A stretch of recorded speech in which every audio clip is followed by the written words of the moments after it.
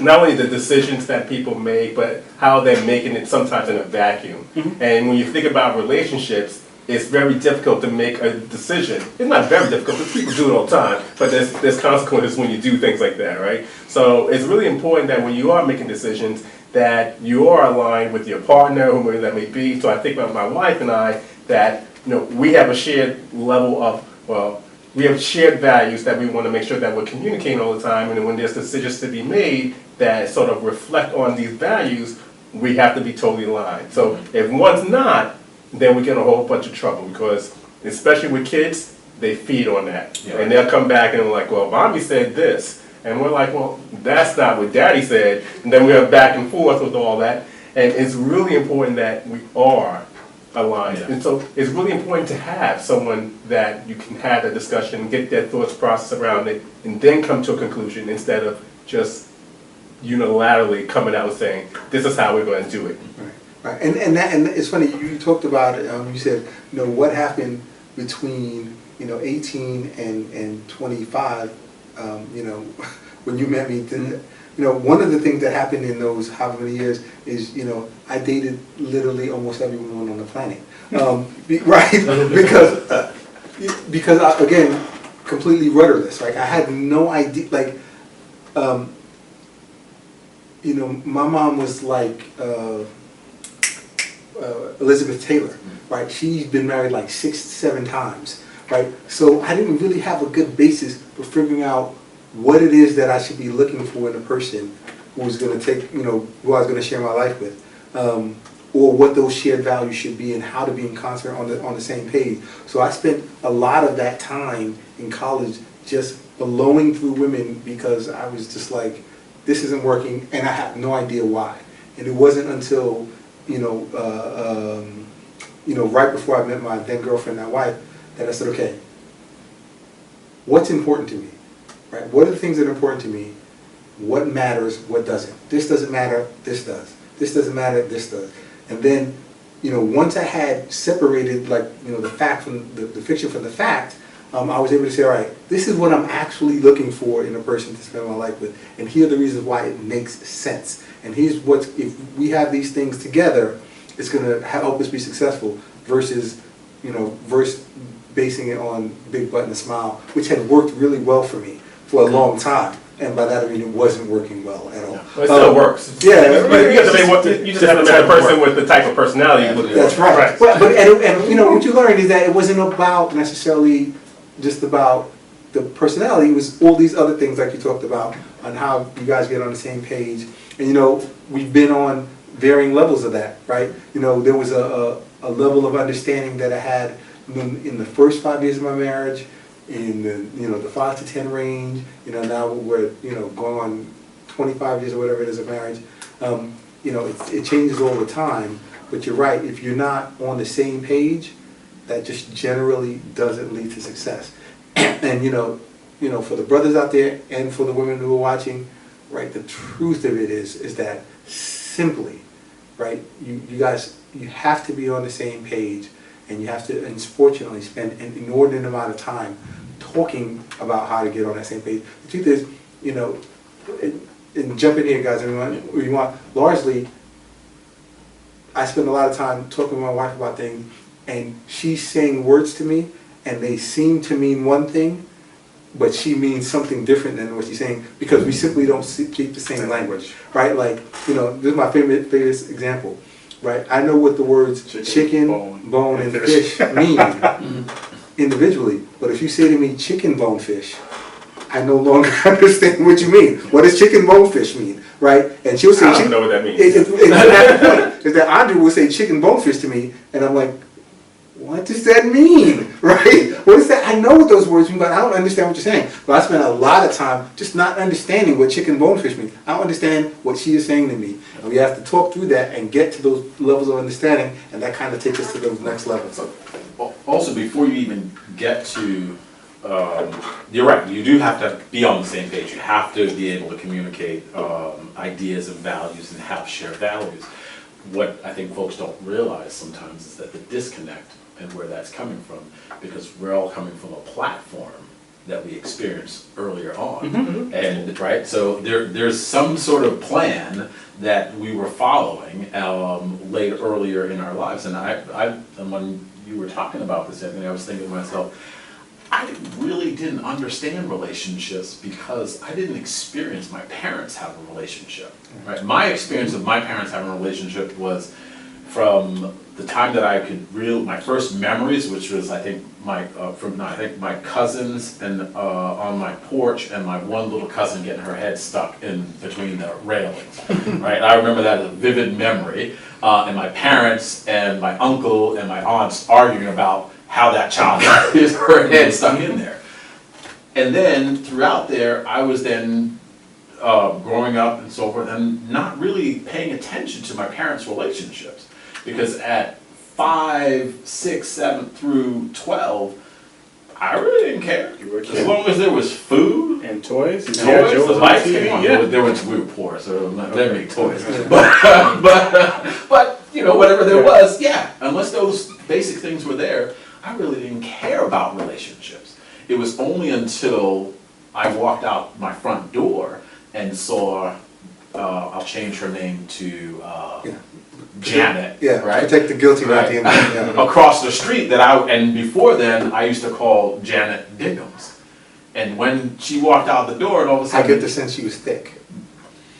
well, that was just a name. It was a frog, Diggum frog. Oh, okay. From the Diggum snacks. Diggum, Yeah. the snacks, Yeah. right, from the cereal. So it was. Oh, I'm not talking. Yeah. Yes. Yeah. So Diggum it snacks. was to down her, and then And then all of a sudden puberty happened. all of a sudden puberty happened. I was like, holy Diggum. shit! Yeah. What happened? Janet's coming out the door.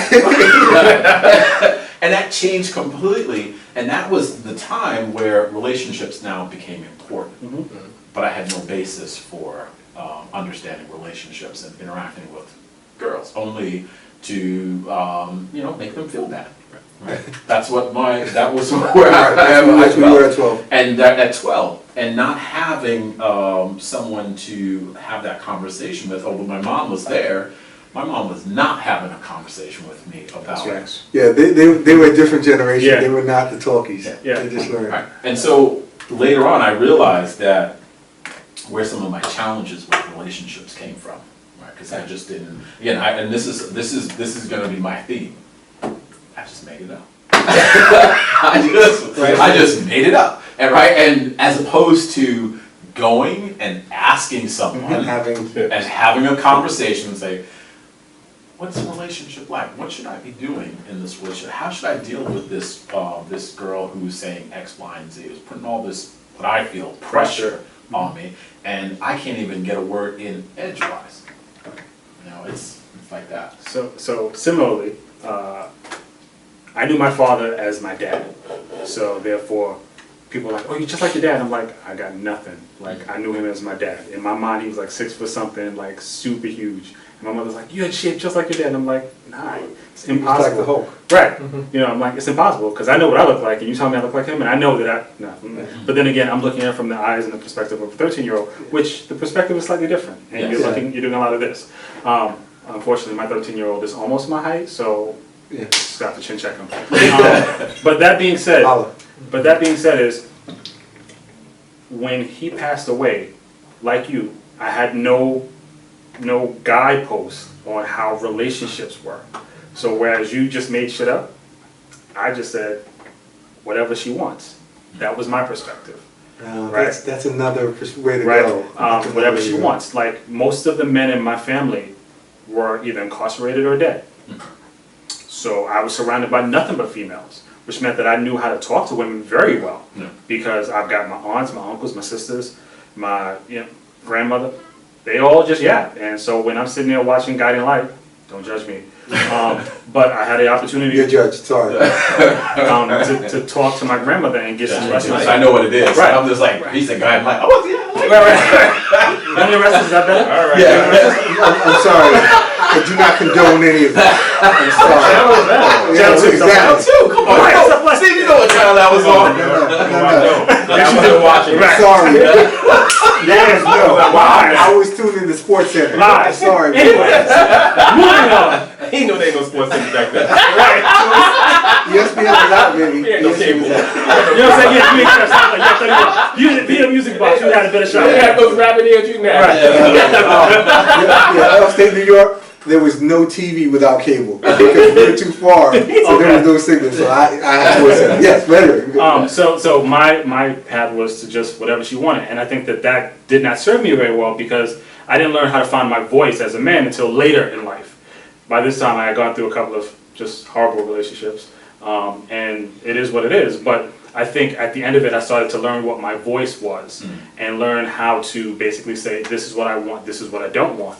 And so now I'm very clear, like almost crystal clear, to be like, yeah, that doesn't work for me anymore. Yeah. Because it just doesn't make sense for what I need going forward. Yeah, and it's interesting you say that too, because even though I made things up, part of what I know, what I was doing was I was having dialogue in my own head, and that's not a good thing either. If you're in a relationship and you're having the entire dialogue here, Yeah. not a good thing, right? So I realized that because I was making things up, I was like, will this work? And this, will this work? This may not work. If I try it this way, if I go this angle. And I was having so much dialogue in my head that I wasn't even present in the relationship. And one relationship comes to mind where, and I do love my wife, and and I'm absolutely glad that I'm in this place. Such a sucker. Such a Man, yeah, well, I gotta go home at the end of this. Right. But I do recall, like, a very, in college, that I was so not present in this relationship, and let's call her, I used Janet before. Janet again? It's fine. Yeah, Janet too. Janet too, Right. there you go.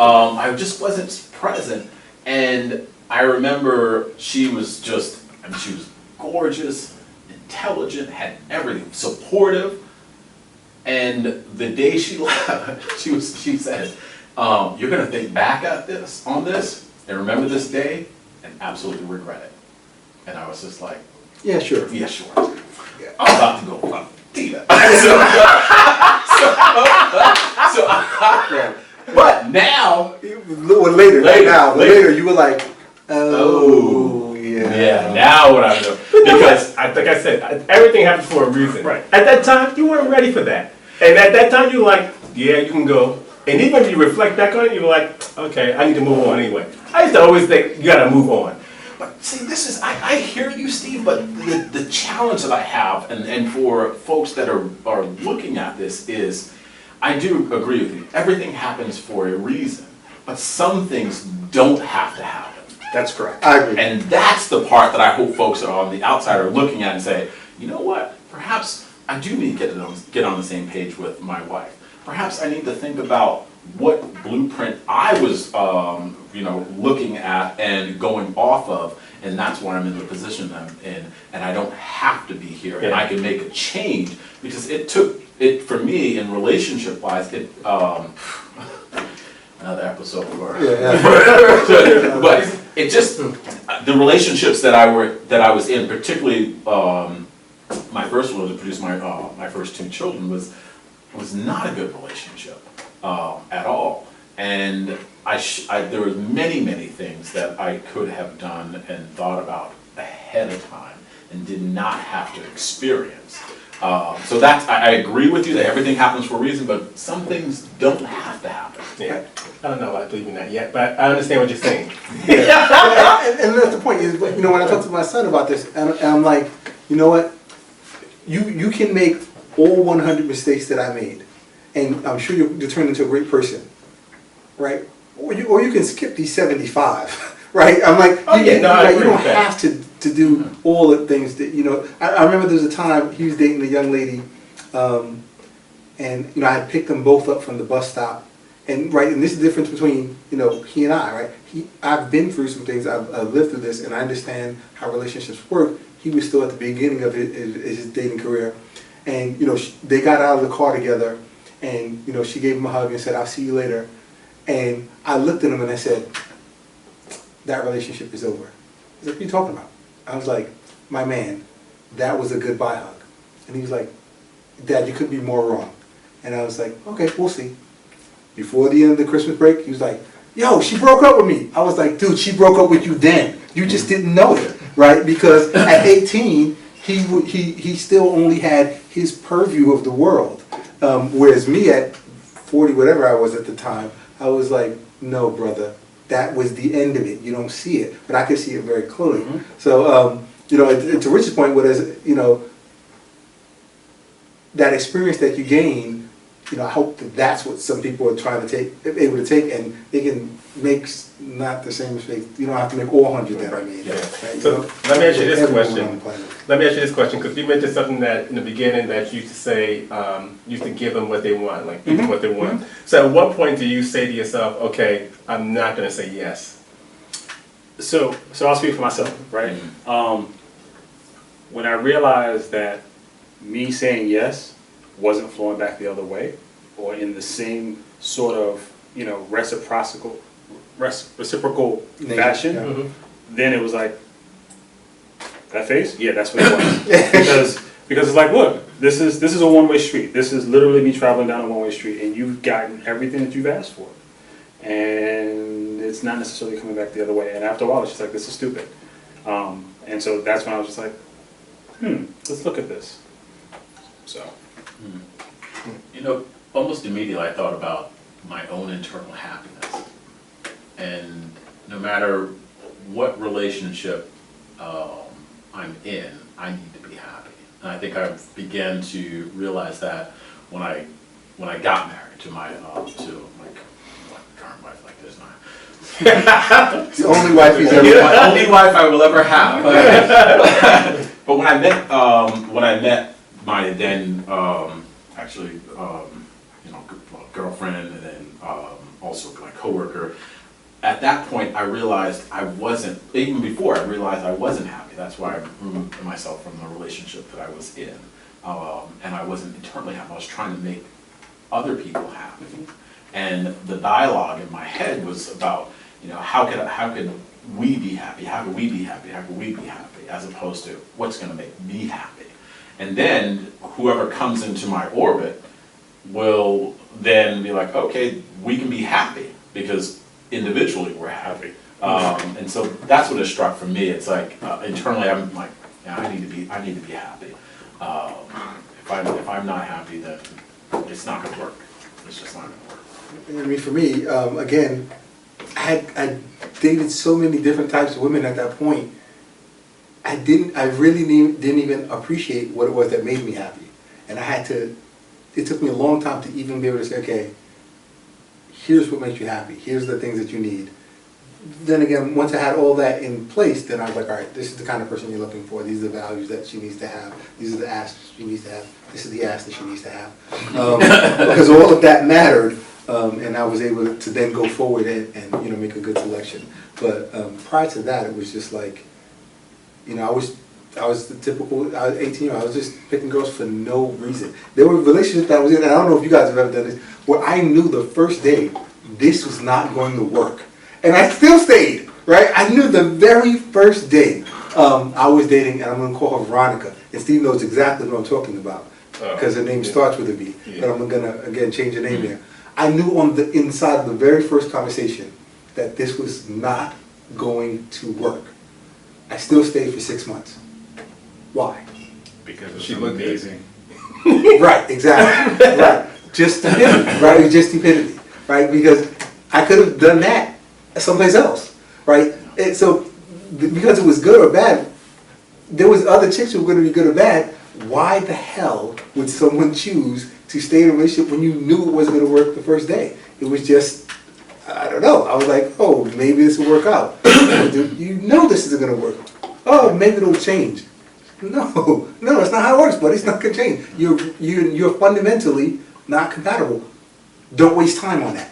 Right? Don't waste time on that. See, I'm going to go back to thinking that a lot of these things happen for a reason. I don't disagree. Because now you got experience in different areas where you can say, okay, and you can learn, say, now I can rule that out. All right, oh no, this is great. I love this aspect. Like the girl said to you, you're going to reflect on this one. Like, hey, and you can say, hey, you know what? I did reflect on that, and I did like that aspect. I didn't appreciate it at that time, but as I move forward, this is something I will be looking for. Yeah, sure. So I think that's what that's why I think that for me, when people say, oh, you know, you're gonna regret this, I'm gonna learn from it. And I'm gonna try to move on and apply that to whatever I need to do and everything else. So that's